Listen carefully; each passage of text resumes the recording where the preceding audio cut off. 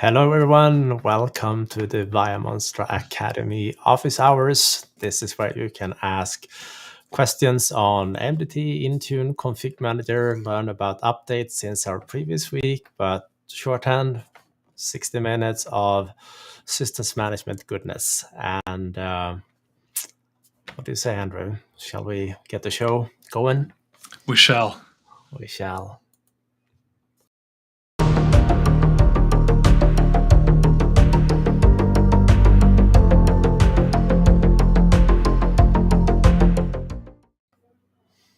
All right there. Welcome back, sir. How are things? Oh, not too bad. We're halfway through the week. I guess that makes sense. We are on office hours, so always something to celebrate. Indeed. Last week we had Dean Ellaby join us for the entire session, answering questions and helping out in general. So if you happen to miss that one, by all means, go back and check the recording from a previous week. And for the next week, we have some shiny announcements as well. And that is, we'll be joined by Richard Hicks, that knows everything there is to know and more about always-on VPN. So if you have any questions related to that, see us next Wednesday. But for now, what has been going on in the ConfigMgr Intune community, Andrew? Yeah, a couple of good things that I picked up over the last week. If you'd like to share my screen here for a few moments. I'll allow it. I just wanted to know that I dressed up for the occasion also, of course. I love it. Yeah. We are inching ever closer to our season 3 of Mandalorian too. So yes, that's good stuff. But now I'll go ahead and share your screen.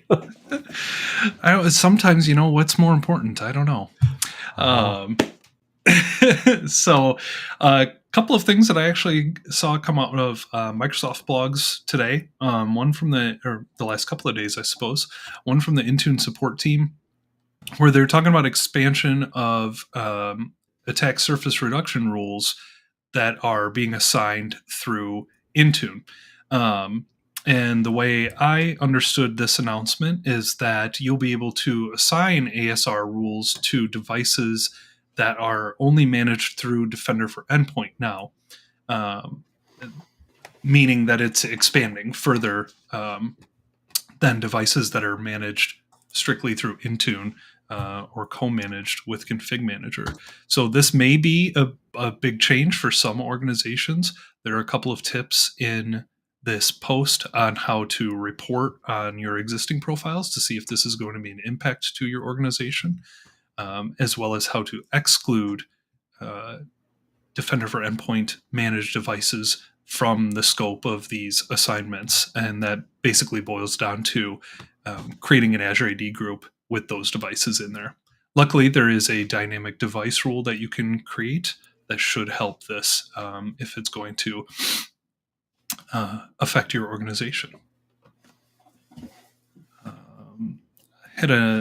Came across another one from Jonas Ohmsen over at Microsoft, who is now a senior cloud solution architect. Funny enough, Jonas actually has one of my favorite, although there are many, community patch compliance reports for ConfigMgr. But he put together a PowerShell script here that will help you do collection evaluation.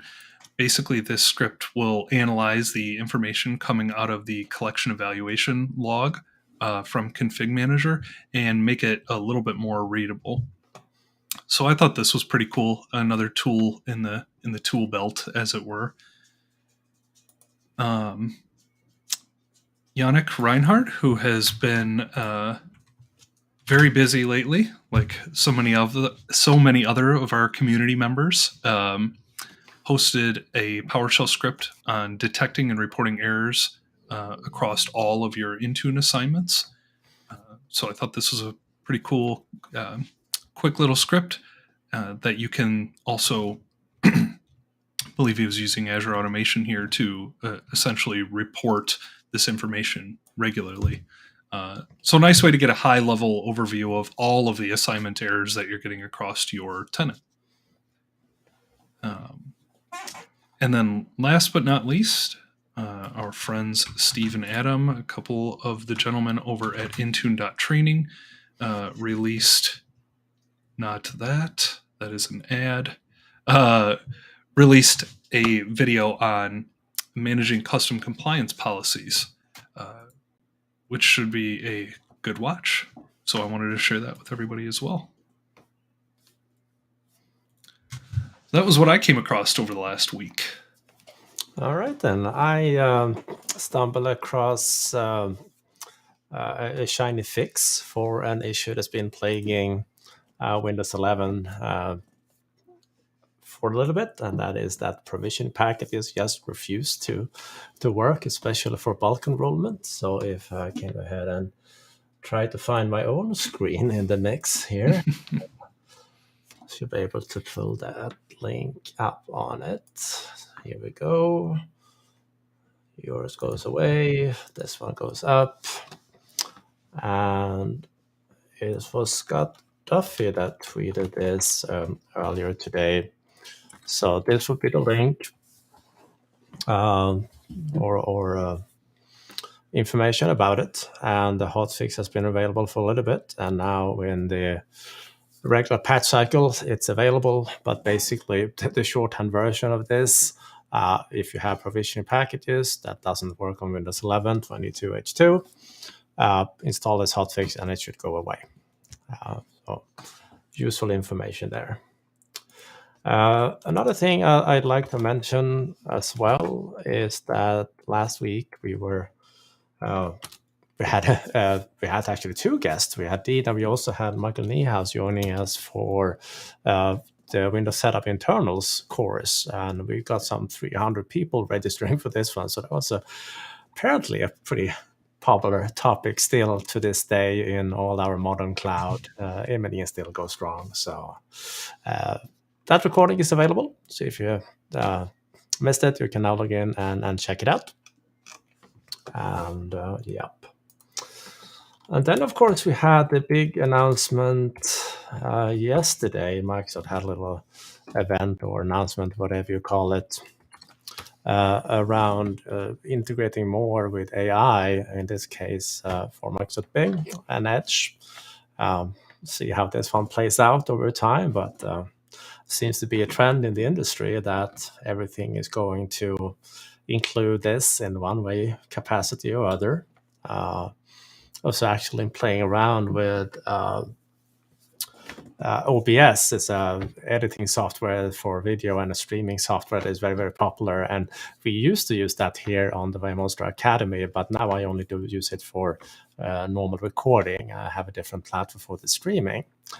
But that platform, for example, doesn't come with a good filter to remove backgrounds or to blur backgrounds and stuff like that. And even though there are plugins available, they are not great. But then I learned that NVIDIA, through their broadcaster, you need to be in a certain driver version, but they have a broadcaster app that uses that graphics card together with a good chunk of AI, remarkably good on removing backgrounds. So I think the future is bright in that area. So it'll be interesting to see what's going on and what we will be doing in like 4, 5, 10 years with these technologies.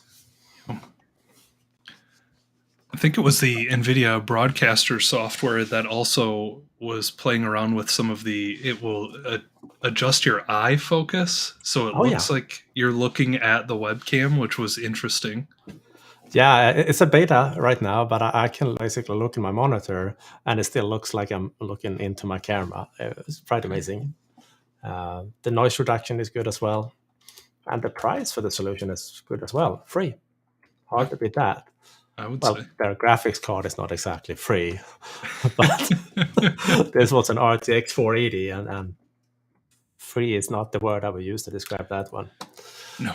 Anyhow, this one is also very shiny. Our good friend Ben Whitmore, also known as the James Bond of the ConfigMgr community and Intune community, and he got accepted as a speaker at MMS in May. So looking forward to see you there, Ben. Awesome. Good stuff. We're getting closer and closer. Heck yeah. few more months. All right. That was all the updates I had at the moment. Any questions out there? Anything we can help answering? We'll be happy to. Nothing coming in so far, but I would say we've got plenty of time. Oh yeah, we have a whooping, 18 plus 30, 48 minutes available to us.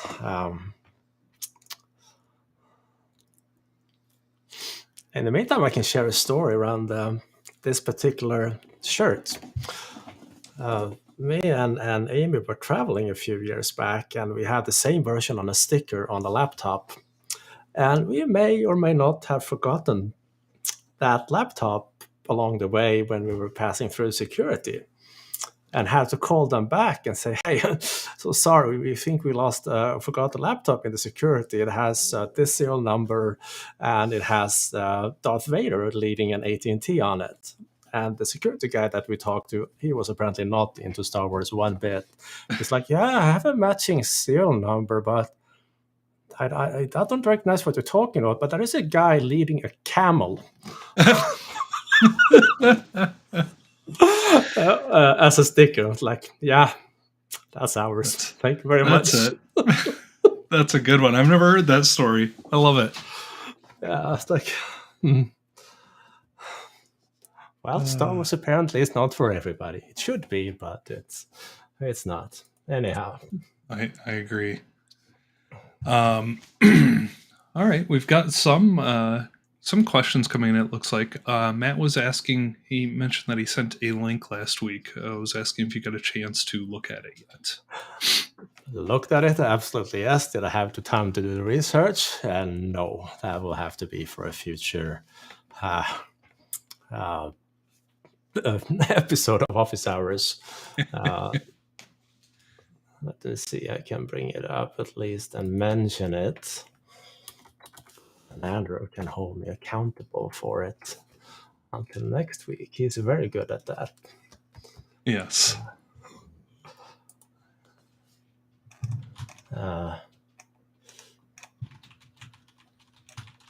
Yes, it was implementing a patch compliance reporting for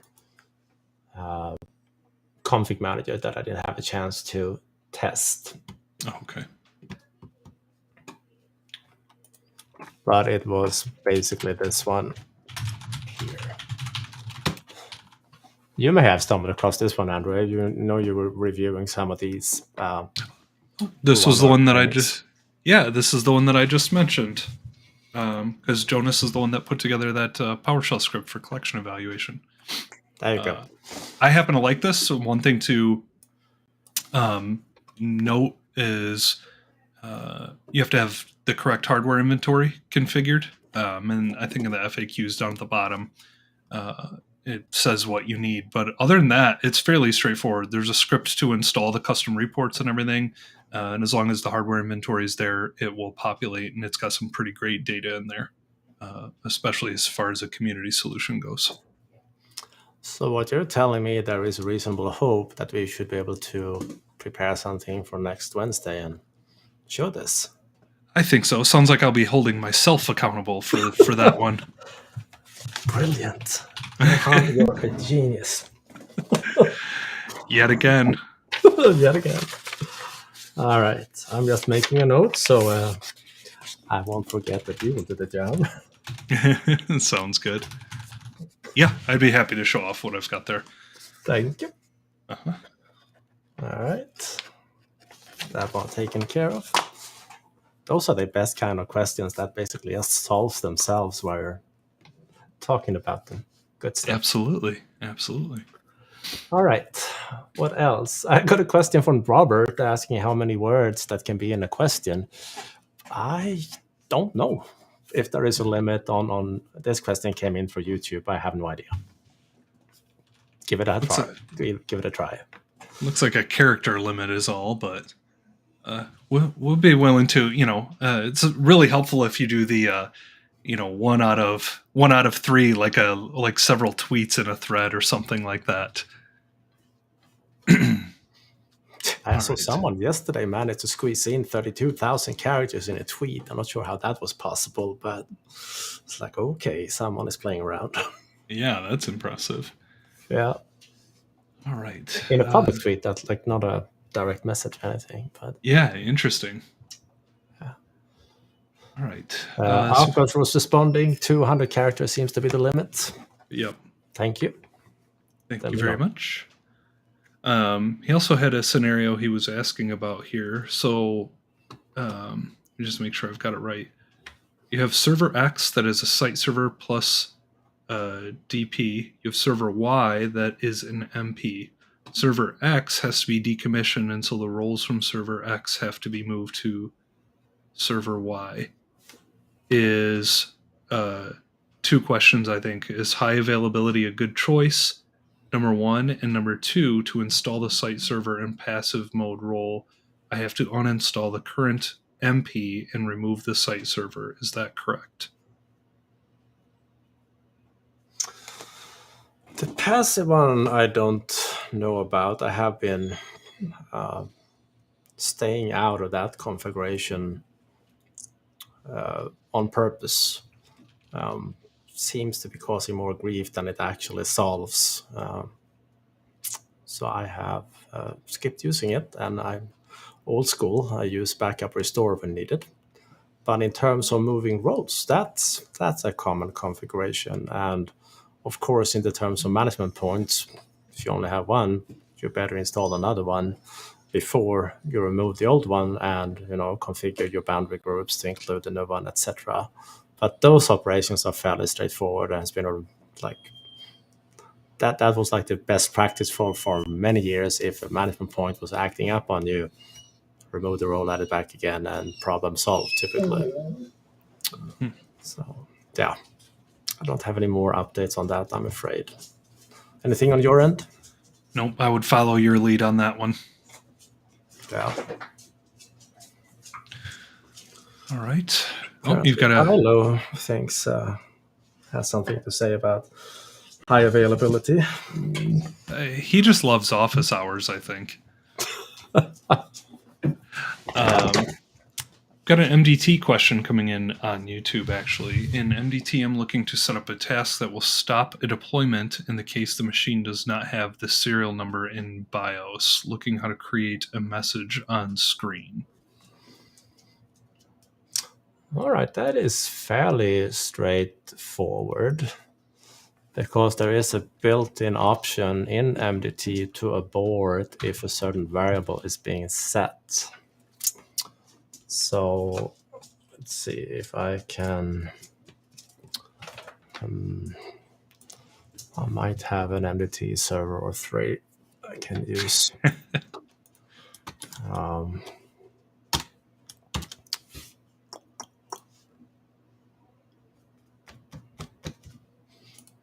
Let's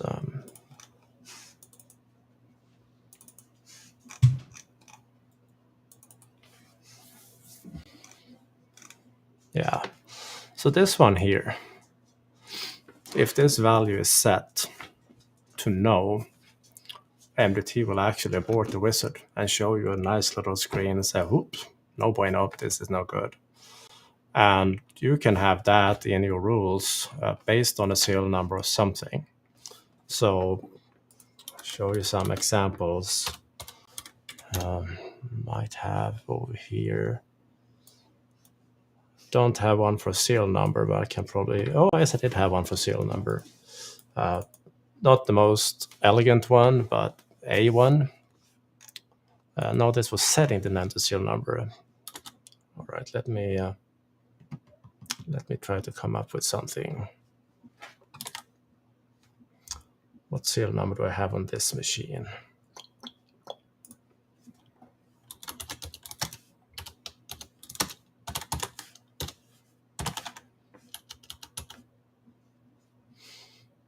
Come on, yeah.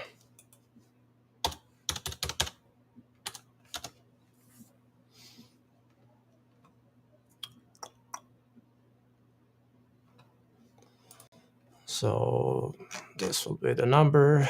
I'm going to borrow that one.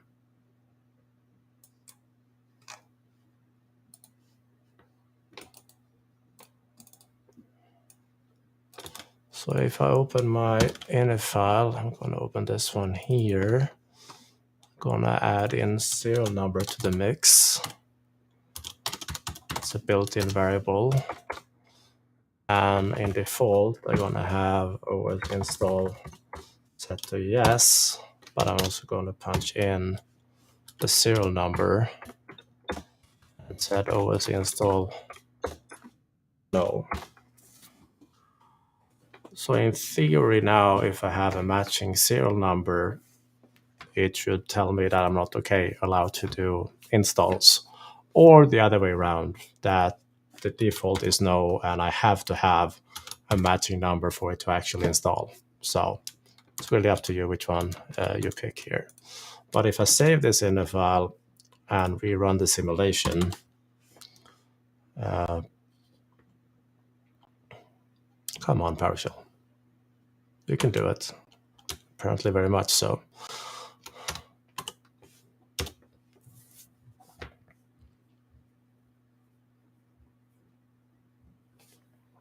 So in this case, it detected that I'm indeed was using this serial number and therefore didn't allow me to install.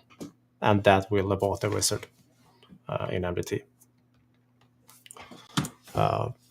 Having this simulation environment is very, very useful when playing around with MDT in general. A blog post I wrote a while back covering the topics, search for simulation. This is, a while. It was an understatement, 2014. Which was an update to an older blog post from, I don't know when, 2011.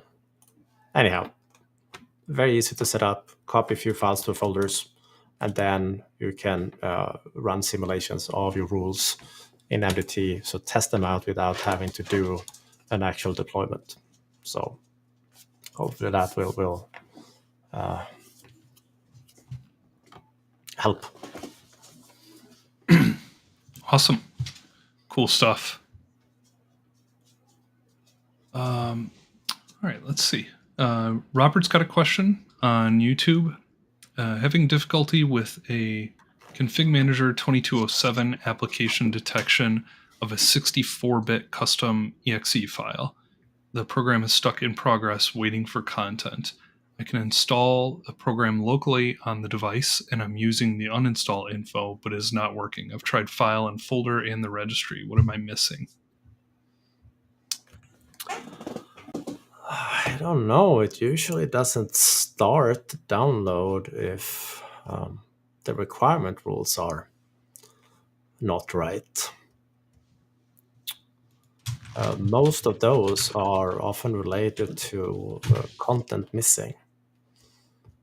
So in that particular case, I would start checking the a few other logs on the client. So if I go to one of my ConfigMgr clients here,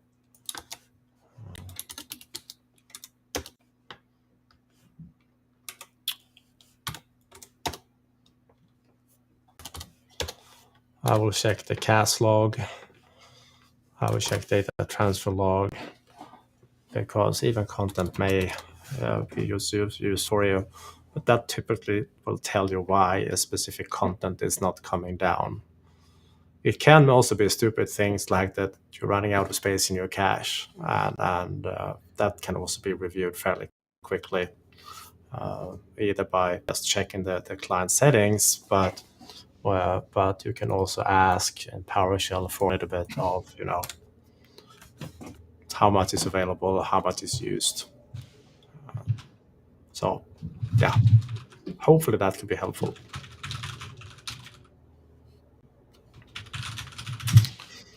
All right.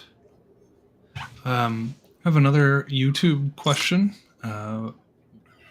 Wanted a clean way to rename autopilot provisioned PC with the device serial number. I previously used a script by Niehaus, but had to remove it due to a certificate mismatch when the device name changes. Caused issues with the ConfigMgr client and our VPN client. Would like to use the device serial number and then use the domain join config profile to add a prefix. It sounds awfully a lot like a hybrid join scenario since they mentioned the keyword VPN client in it. And hybrid join and renaming of computers is usually not the best combination.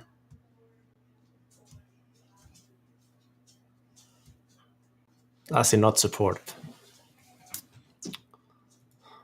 Yeah, I agree. I mean, you've got so many objects and everything that could be corrupted, or you have something go wrong in that flow. Yeah, correct. That is hybrid join scenario. Yeah, those are tricky in that sense.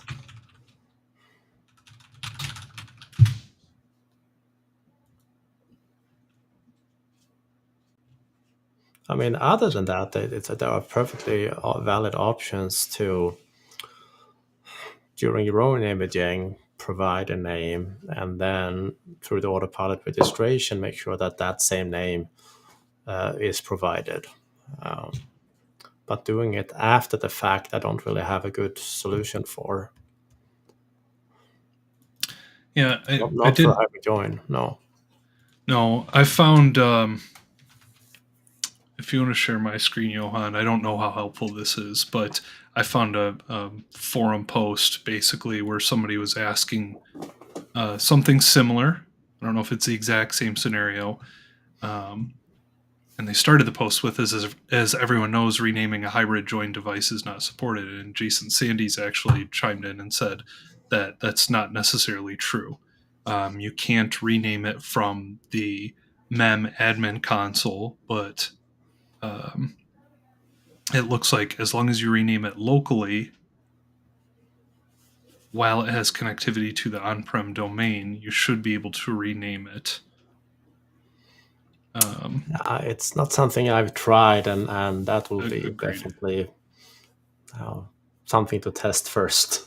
Yes, definitely. And the reason that I brought up a random forum post specifically is that there is some reference to certificates here by another Microsoft employee down at the bottom. So, yes, not same here. Haven't tested this. I don't know if this will work, but this may help. I'll at least throw it into the list of links afterwards. Yeah, and for those that are new to our office hours, first, of course, welcome. But secondly, we do share all the links up on our YouTube channel. Usually come up within either the same day or at least the morning after. So all the links that we show here, they will be available up on YouTube there.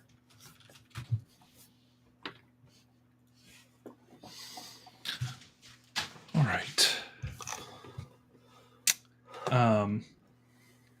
Matt's asking, any idea about Microsoft Post deploy a task sequence over the internet?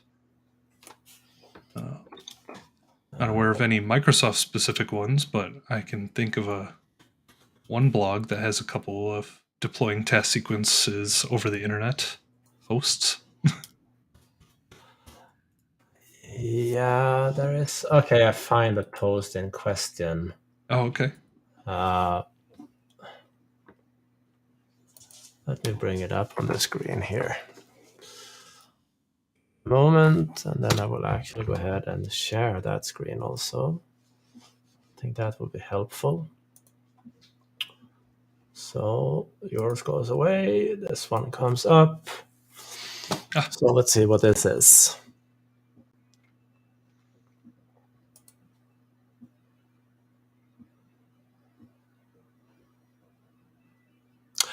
Okay, this is for a servicing sequence. This is not bare metal deployment. But these days, since ConfigMgr 2203, you can use full bare metal deployment without even having access to the on-premises environment. So if I go over here, I actually spent some time on that lately, but no, I call it cloud something. Here. When you have a CMD set up and you create your boot media, not 2003, 2006, sorry. That was when it came, and then they fixed it so it doesn't require ConfigMgr infrastructure in 2010. The initial release was kind of fun in a way that, all right, we have a cloud imaging solution for internet-based clients that require you to be on the local network next to the server. It's like, okay. But anyhow, in 2010, they fixed it. So you can do bare metal deployment, and all the packages that you distribute to the cloud management gateway, they will be uploaded as Azure basic containers in Azure storage. And if you peek into those, you will see the different Vim files, etc., that are in there. But this allows you to do deployment completely at home, Starbucks, whatever. Maybe not Starbucks, they don't offer very good wired connections, but you can have a little adapter in between if you want. But either way, this is definitely doable. We have customers doing this imaging. You have to pay for deployment, of course, but it's usually not more than 40, 50 cents per image. And Cloud Management Gateway does support branch cache peer-to-peer, but they don't yet support alternate content providers. You have a hard time doing peer-to-peering during the boot image phase or the WinP phase. So you will have to pay for that. Yeah. All right.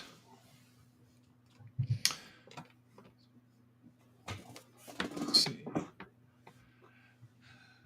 think there's a question, is there a Win32 app / script to run something during user login? I'm not sure if that was a follow-up. I think that was a follow-up to the hyperjoin. Yeah. So again, I don't have a good solution for that, for renaming machines. Yep. All right. Dave Segura said he's got to head out to a meeting. Great show. Thank you, Dave, for joining us. Thank you.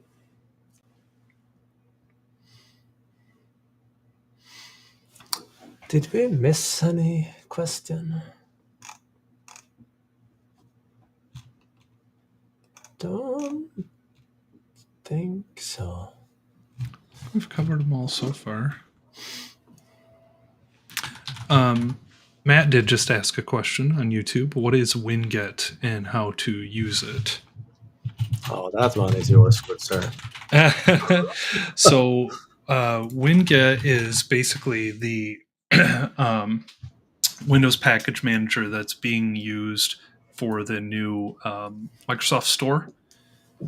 So when you go to the Microsoft Store and install something, or you create a new Microsoft Store app in Intune, underneath the covers, it's going to be using Winget to go ahead and install that application, update that application, that sort of thing.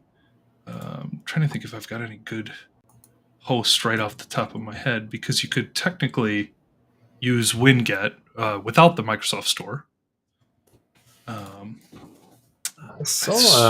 Panu, he did, we mentioned that last week, I believe. He did a post or shared how you can do it with ConfigMgr these days by calling Winget, Winget with command line parameters. Let me see if I can dig that up. That's the store integration.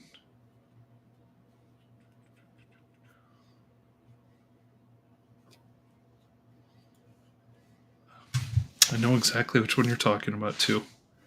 My Google Foo is failing me.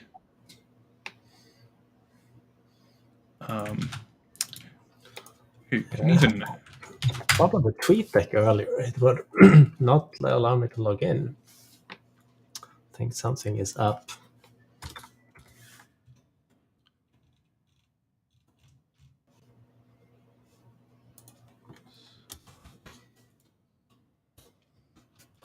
Copilot and prefix on the same day. It's no fair. No, I would say not.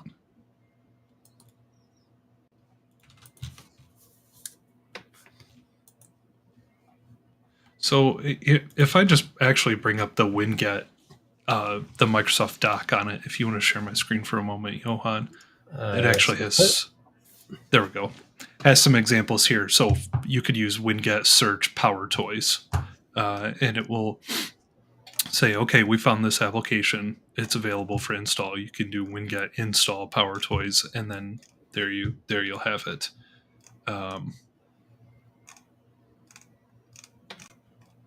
So you can uninstall, you can upgrade, you can list the display, list the installed packages, all good stuff. So yeah, that's pretty much what it is. Command line package management tool built into Windows from Microsoft, and it's going to use the Microsoft Store as the source by default. All right, I did find Panu's post after some frantic searching here. I'll put that in our little chat and you can share it. But there was some interesting follow-up comments to that one. There is apparently a module being released also, a PowerShell Winget module. It could be interesting. I was just following through and reading that point there. Okay.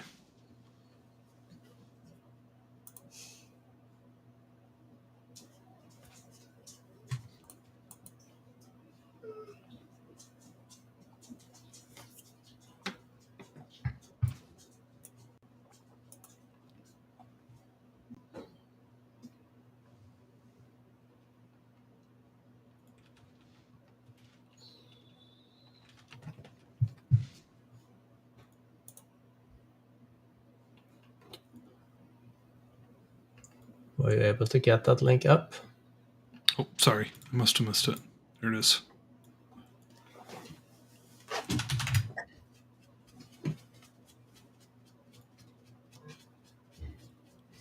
Yeah. My apologies. I'll consider it.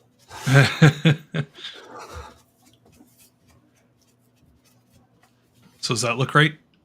Yeah, that looks right. And then if you scroll down further in that thread, or if you guys do that later, there are some follow-up comments to it also. So yeah, I'll say that's a good starting point. Thank you.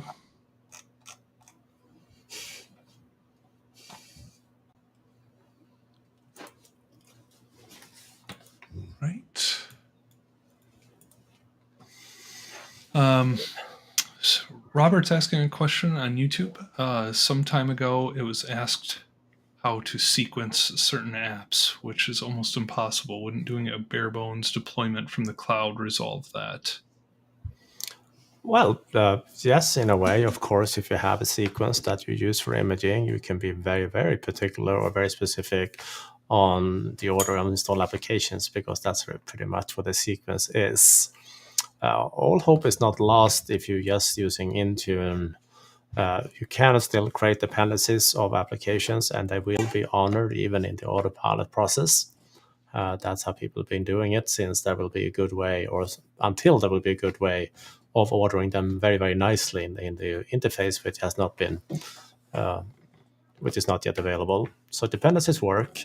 And one customer that I work with, they also use the autopilot and ConfigMgr integration to have autopilot launch a ConfigMgr sequence from the CMG with the purpose of installing certain apps in a certain order.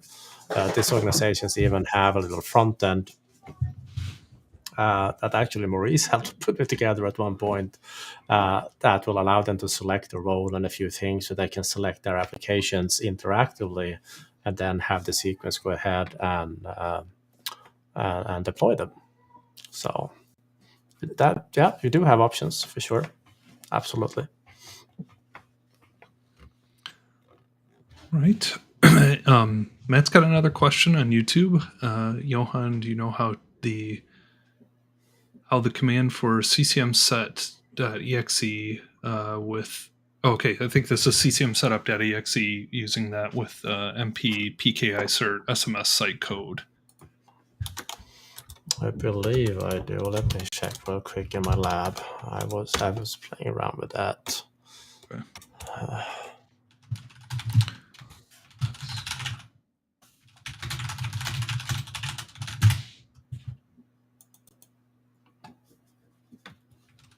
Somewhere.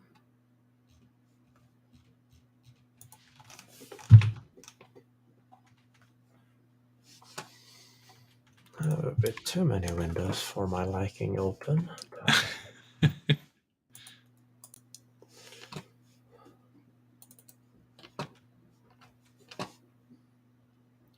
See if I can find that one at least.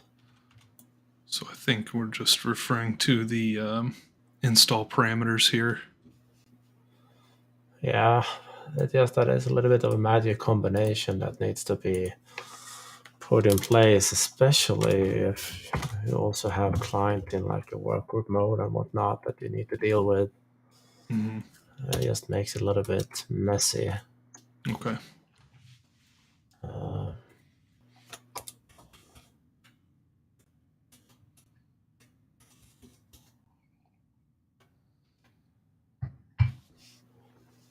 Yeah, this one here. This one I was using.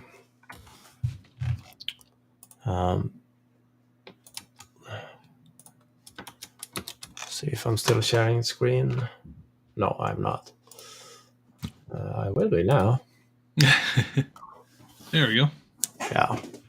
So this is what I had to use for forcing a workgroup machine to happily register and deploy in a true PKI environment. So since we cannot really have a client ask Active Directory for stuff as a workgroup machine, we have to tell it.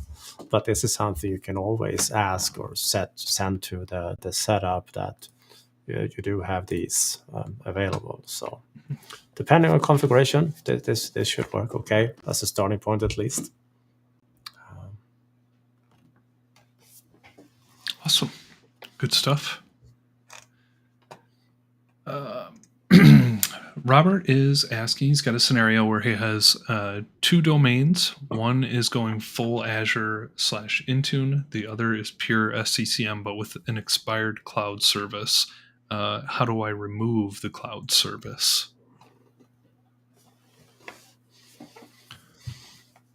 There are removal options directly in the console, but some of these have to be cleaned up on the server end by support, depending on what resource it is.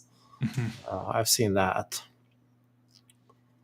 So basically, if you remove it from ConfigMgr and still an object exists that you can't easily delete from Azure, that might have to be a support call that you place to have it removed. Had a similar problem with one of the connectors. It wouldn't remove. I have to ask for it to be removed.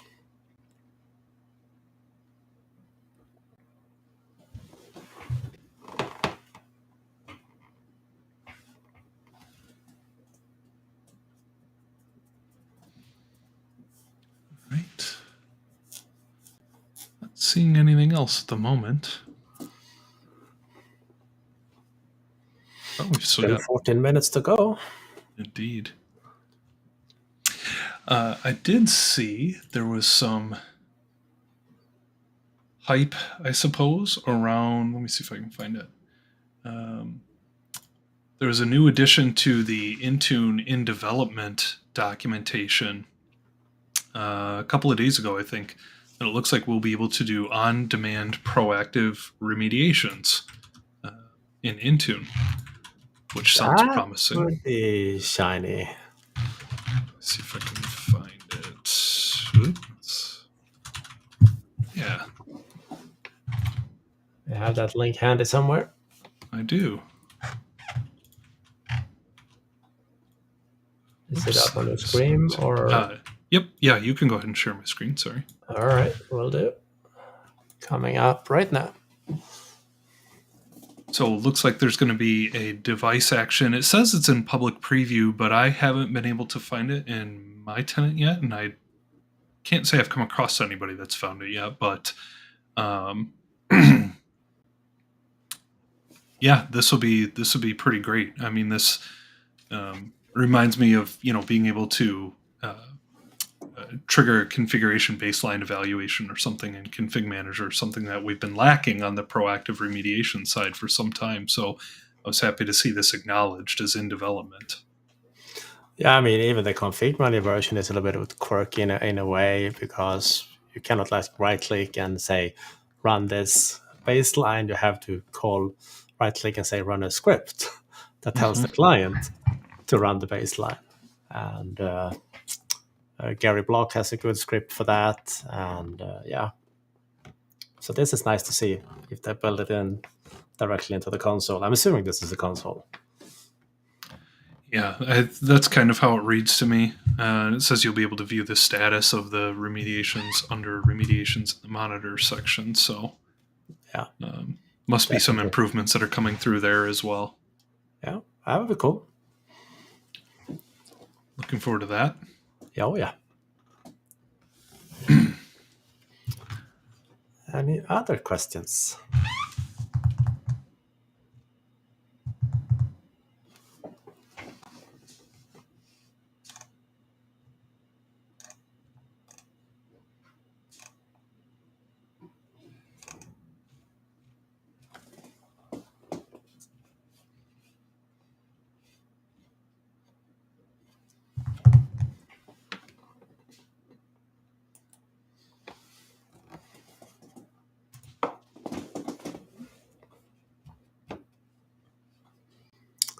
All right, I don't see any more questions coming in the queue.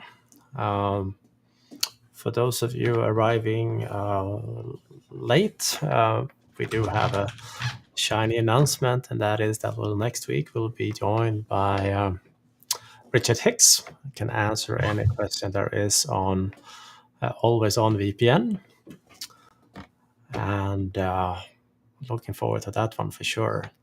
Definitely. But other than that, thank you so much for joining us today. Thank you, Andrew, for the help as usual, and have a great rest of your day, everyone. Thank you. Thanks for having me. Thanks, everybody.